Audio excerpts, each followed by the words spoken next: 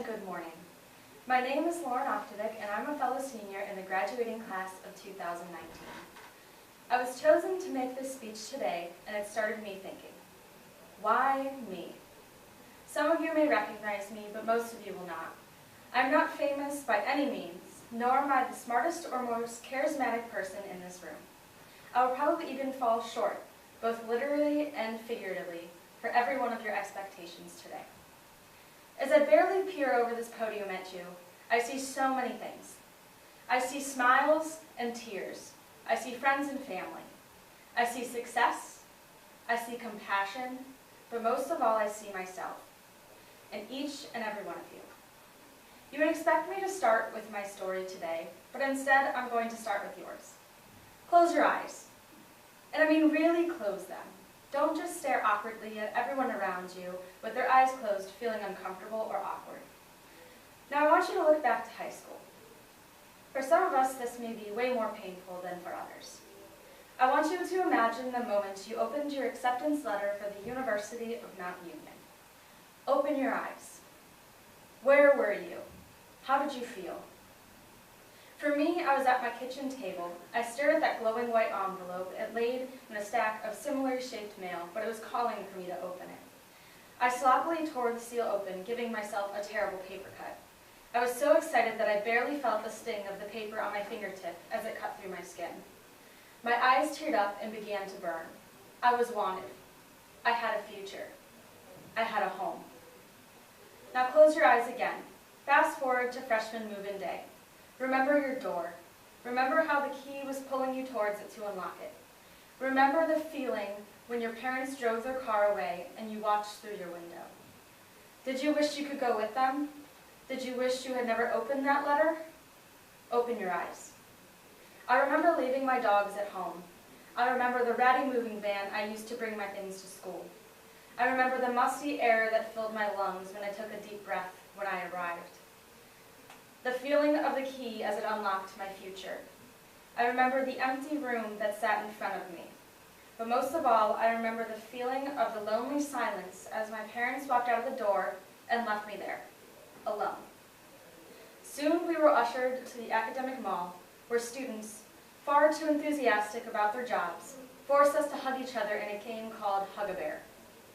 In my opinion, it shouldn't have been called Hug-a-Bear. It should have been called Hug Unbearable, because it seemed that everybody was uncomfortable hugging each other. Everyone seemed comfortable, though, just a little bit. Everyone except for me. When I think back to freshman year, I have so many vivid memories. I remember the first time I saw an ice cream cone smashed on the floor, the mint chocolate chip cone bleeding onto the sidewalk. I remember that it resembled me, crushed by the pressure of everything loading onto me, melted by the rays of sun, turning gray as the days went on and soon fading into nothing. I remember the first friends I made, the ones that never left my side, until they did. I remember the first sleepless nights and days spent staring at my neatly organized desk, waiting for something interesting to happen. I remember the all-nighters I pulled with my friends and the first of the failed exams. I remember knowing, for sure, I was going to fail out of school because of one bad grade. I remember simultaneously giving up and trying harder at the same time. I remember thinking that as long as my lanyard wasn't on my neck, nobody could tell that I was a freshman. But most of all, I asked myself, why me? Why did I deserve this education? Why did everyone think I was good enough or smart enough? But most of all, why did I not? It was questions like these that sent me spiraling downwards. I stopped sleeping. I stopped eating. I stopped believing in myself. I began asking, am I good enough, smart enough, pretty enough, or strong enough to be here? Often, my immediate answer was no. Eventually, I stopped looking for any other answer because this was the easiest answer to find, the answer that took no effort at all. It was in the low points that I found myself and learned how to live. I refused to let myself stop moving forward. In the words of Bobby Boucher in Waterboy, Mama says that happiness is from magic rays of sunshine that come down when you're feeling blue. Now close your eyes again. Imagine yourself sinking into the ocean, the floor is sweeping out from under you, and you're toppling through the water. Your lungs are burning. It's too dark for you to find your way. Now imagine teaching yourself to swim and finding the surface, feeling the first prideful breath you take. You are still in the water, but you no longer afraid.